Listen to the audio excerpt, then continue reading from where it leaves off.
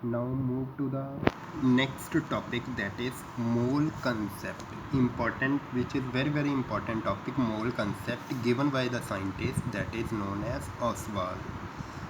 ਦੇਖੋ ਇਹਦੇ ਵਿੱਚ ਮੋਲ ਕੰਸੈਪਟ ਹੁੰਦਾ ਕੀ ਹੈ। ਮੋਲ ਕੰਸੈਪਟ ਵੀ ਇੱਕ ਪਰਟੀਕੂਲਰ ਨੰਬਰ ਹੈ। ਜਿੱਦਾਂ ਫੋਰ ਐਗਜ਼ਾਮਪਲ ਆਪਣੇ ਕੋਲ 1 ਡਜਨ ਦੇ ਵਿੱਚ ਆਪਾਂ ਨੂੰ ਪਤਾ ਹੈ ਵੀ ਕਿੰਨੇ ਆਰਟੀਕਲਸ ਹੁੰਦੇ ਨੇ, 12 ਆਰਟੀਕਲ। ਸੇਮ ਵੇ ਦੇ ਨਾਲ ਆਪਣੇ ਕੋਲ 1 ਗਰੋਸ ਦੇ ਵਿੱਚ ਆਪਾਂ ਨੂੰ ਪਤਾ ਹੈ ਵੀ ਕੌਨਸਟੈਂਟ ਵੈਲਿਊ, ਦੈਟ ਮੀਨਸ ਕੌਨਸਟੈਂਟ ਆਰਟੀਕਲਸ ਕਿੰਨੇ ਹੁੰਦੇ ਨੇ, 144 ਆਰਟੀਕਲ। ਸੇਮ ਵੇ ਦੇ ਨਾਲ 1 ਮੋਲ ਦੇ ਵਿੱਚ ਅਗਰ ਗੱਲ ਕਰੀਏ ਤਾਂ ਕਿੰਨੇ ਹੁੰਦੇ ਨੇ, 6.02 to 10⁻23 ਆਰਟੀਕਲਸ। ਅਗਰ ਮੈਂ ਆਰਟੀਕਲ ਨੂੰ ਕੱਟ ਕੇ ਐਂਟੀਟੀਜ਼ ਕਹਾਂ ਤਾਂ ਉਹ ਐਂਟੀਟੀਜ਼ ਐਟਮਸ ਵੀ ਹੋ ਸਕਦੇ ਨੇ, ਮਾਲੀਕਿਊਲਸ ਵੀ ਹੋ ਸਕਦੇ ਨੇ, ਆਇਨਸ ਵੀ ਹੋ ਸਕਦੇ ਨੇ। ਇਟ ਮੀਨਸ 1 ਮੋਲ ਦੇ ਵਿੱਚ ਆਪਣੇ ਕੋਲ ਪਰਟੀਕੂਲਰ ਵੈਲਿਊ ਕਿੰਨੀ ਹੈ, 6.02 to 10⁻23 ਐਟਮਸ ਵੀ ਹੋ ਸਕਦੇ ਨੇ, ਮਾਲੀਕਿਊਲਸ ਵੀ ਔਰ ਆਇਨਸ ਵੀ। For example 1 mole of sodium, 1 mole of sodium ਦੇ ਵਿੱਚ ਆਪਣੇ ਕੋਲ ਕਿੰਨੇ ਐਟਮਸ ਹੋਣਗੇ, 6.02 to 10⁻23 ਐਟਮਸ। ਕਿਉਂ ਹੋਣਗੇ ਐਟਮਸ, ਕਿਉਂਕਿ ਜਿਹੜਾ ਸੋਡੀਅਮ ਹੈ ਉਹ ਐਗਜ਼ਿਸਟ ਕਾਹਦੇ ਵਿੱਚ ਕਰਦਾ ਹੈ, ਐਟੋਮਿਕ ਫਾਰਮ ਦੇ ਵਿੱਚ। ਸਿਮਿਲਰਲੀ ਅਗਰ ਗੱਲ ਕਰੀਏ 1 ਮੋਲ ਆਫ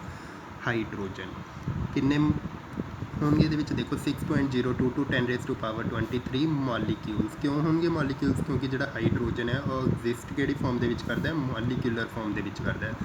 ਅਗਰ ਮੋਲੀਕਿਊਲਸ ਤੋਂ ਆਪਾਂ ਐਟਮਸ 'ਚ ਕੱਢਣੇ ਨੇ ਤਾਂ ਇਹਨੂੰ ਕਿੰਨੇ ਨਾਲ ਮਲਟੀਪਲਾਈ ਕਰਾਂਗੇ, ਨੰਬਰ ਆਫ ਐਟੋਮਿਸਿਟੀ। ਐਟੋਮਿਸਿਟੀ ਕਿੰਨੀ ਹੈ hydrogen the, 2, that means 2 × 6.02 to 10⁻23 atoms. Similarly 1 mole of carbon dioxide, 6.02 to 10⁻23 molecules। ਕਿਉਂ, ਕਿਉਂਕਿ ਜਿਹੜਾ ਕਾਰਬਨ ਡਾਈਆਕਸਾਈਡ ਹੈ ਵਿਚ also exist as a molecule. ਅਗਰ ਮੋਲੀਕਿਊਲ ਨੂੰ ਐਟਮਸ ਦੇ ਵਿੱਚ ਕਨਵਰਟ ਕਰਨਾ ਤਾਂ ਇਹਨੂੰ ਕਾਹਦੇ ਨਾਲ ਮਲਟੀਪਲਾਈ ਕਰਾਂਗੇ, ਐਟੋਮਿਸਿਟੀ। ਐਟੋਮਿਸਿਟੀ ਦੇਖੋ ਕਿੰਨੀ ਹੈ ਕਾਰਬਨ ਡਾਈਆਕਸਾਈਡ ਦੀ, 1 ਕਾਰਬਨ 2 ਆਕਸੀਜਨ, ਟੋਟਲ ਕਿੰਨੇ ਐਟਮਸ ਨੇ, 3। ਤਾਂ 3 × 6.02, 2 × 10⁻23 ਐਟਮਸ। ਜਿਹੜਾ ਆਪਣੇ ਕੋਲ 6.02 to 10⁻23 ਹੈ, ਇਹਨੂੰ ਆਪਾਂ ਹੋਰ ਕੀ ਕਹਿੰਦੇ ਆ, ਐਵੋਗੈਡਰੋਸ ਨੰਬਰ, ਦੈਟ ਇਜ਼ Na। ਹੁਣ ਗੱਲ ਕਰੀਏ 1 ਮੋਲ, ਤਾਂ ਇਹਨੂੰ ਕੀ ਕਹਿ ਸਕਦੇ ਹਾਂ ਆਪਾਂ, 1 ਮੋਲ ਕਾਹਦੇ ਬਰਾਬਰ ਹੁੰਦਾ, atomic mass of N element. ਕਿਸੇ ਵੀ ਐਟਮ ਦਾ ਜਿਹੜਾ ਮਾਸ ਹੈ ਉਹ ਕਾਹਦੇ ਬਰਾਬਰ ਲੈ ਸਕਦੇ ਹਾਂ ਆਪਾਂ, 1 ਮੋਲ ਦੇ ਵਿੱਚ। ਫੋਰ ਐਗਜ਼ਾਮਪਲ ਜਿੱਦਾਂ 1 mole of sodium, as we know sodium ਦਾ ਮਾਸ ਕਿੰਨਾ, 23 ਗ੍ਰਾਮ। ਹੁਣ 1 ਮੋਲ ਦੇ ਵਿੱਚ ਨੰਬਰ ਆਫ ਐਟਮਸ 6.02 to 10⁻23 ਕਾਹਦੇ ਬਰਾਬਰ ਆ ਜਾਏਗਾ ਆਪਣੇ ਕੋਲ, 23 ਗ੍ਰਾਮ ਦੇ ਵਿੱਚ। ਇੰਨੇ ਐਟਮਸ ਦੇ ਵਿੱਚ ਆਪਣੇ ਕੋਲ ਕਿੰਨੇ ਗ੍ਰਾਮ ਹੈ, 23। 1 ਐਟਮਸ 'ਚ ਕਿੰਨੇ ਹੋਣਗੇ, ਆ ਉੱਧਰ ਜਾ ਕੇ ਕੀ ਹੋ ਜਾਏਗਾ, ਡਿਵਾਈਡ। ਤਾਂ ਜਿੰਨਾ ਕੈਲਕੂਲੇਟ ਕਰਕੇ ਆ ਜਾਏਗਾ ਦੈਟ ਇਜ਼ ਦਾ 1 ਐਟਮਸ, ਉਹਦੇ ਵਿੱਚ ਕਿੰਨੇ ਗ੍ਰਾਮ ਹੋਣਗੇ, ਜਿੰਨੀ ਵੈਲਿਊ ਕੈਲਕੂਲੇਟ ਕਰਕੇ ਆਏਗੀ। ਸਿਮਿਲਰਲੀ ਅਗਰ ਗੱਲ ਕਰੀਏ 1 ਮੋਲ ਆਫ ਹਾਈਡਰੋਜਨ, ਤਾਂ 1 ਮੋਲ ਦੇ ਵਿੱਚ ਕਿੰਨੇ ਆਪਣੇ ਕੋਲ ਐਟਮਸ ਨੇ, 6.02 to 10⁻23। ਇੱਥੇ ਆਪਾਂ ਮੋਲੀਕਿਊਲਰ ਮਾਸ ਲਵਾਂਗੇ ਕਿਉਂਕਿ ਹਾਈਡਰੋਜਨ ਕਿਹੜੀ ਫਾਰਮ ਦੇ ਵਿੱਚ ਹੈ, ਮੋਲੀਕਿਊਲ ਫਾਰਮ ਦੇ ਵਿੱਚ, ਮੋਲੀਕਿਊਲਰ ਫਾਰਮ ਦੇ ਵਿੱਚ। 1 ਐਟਮ ਆ ਉੱਧਰ ਜਾ ਕੇ ਕੀ ਹੋ ਜਾਏਗਾ, ਡਿਵਾਈਡ। ਠੀਕ ਹੈ। ਹੁਣ ਦੇਖੋ ਇੰਪੋਰਟੈਂਟ ਹੈ ਕੈਲਕੂਲੇਸ਼ਨ ਆਫ ਮੋਲਸ। 3 ਤਰ੍ਹਾਂ ਦੇ ਨਾਲ ਆਪਾਂ ਕੈਲਕੂਲੇਟ ਕਰ ਸਕਦੇ ਹਾਂ number of moles. First n, that means number of moles, ਕਾਹਦੇ ਬਰਾਬਰ ਹੁੰਦਾ, W/m, that means weight of the substance given over molecular mass of the substance। ਹੁਣ ਉਸ ਦੇ ਵਿੱਚ ਇੱਕ ਕੁਐਸਚਨ ਦੇਖੋ, calculate the number of moles in 64 gram of oxygen. ਦੇਖੋ ਫਾਰਮੂਲਾ ਕੀ ਸੀ, n = W/m। W ਕੀ ਹੈ, weight of the substance given, ਕਿੰਨਾ ਆਪਣੇ ਕੋਲ 64, and molecular mass of oxygen ਦਾ ਕਿੰਨਾ ਹੁੰਦਾ ਆਪਣੇ ਕੋਲ, 16 × 2 ਦੈਟ ਇਜ਼ 32।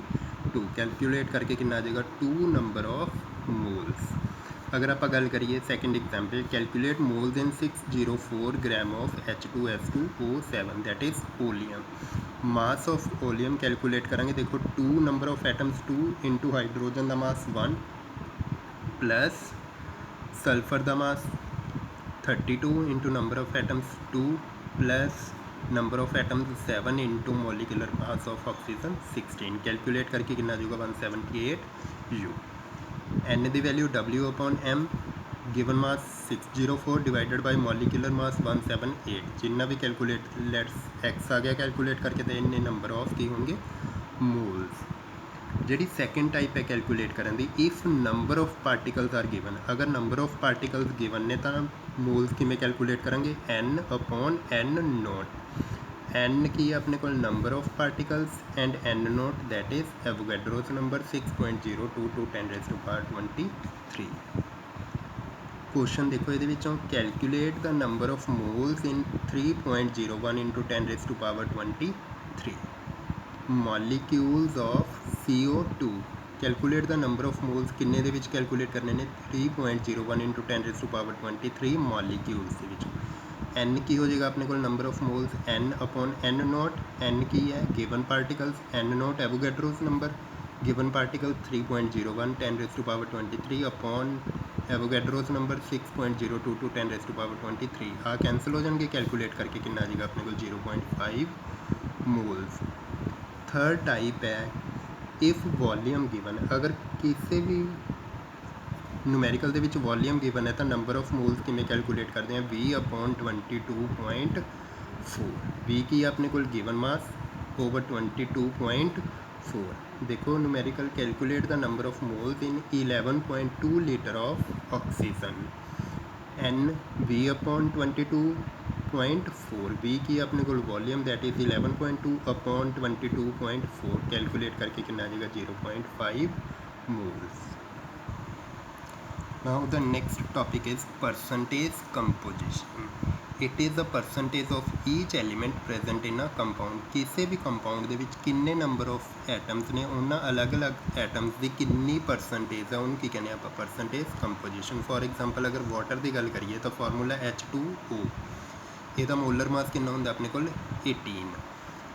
परसेंटेज किमें कैलकुलेट करते हैं देखो परसेंटेज ऑफ हाइड्रोजन किमें कैलकुलेट करनी है weight of hydrogen upon molar mass of compound into 100 देखो वेट ऑफ सब्सटेंस या weight of atom divided by molar mass of compound into 100 weight of hydrogen that means 1 into 2 upon molar mass कितना compound है 18 into 100 calculate करके कितना आ जाएगा 11.11%।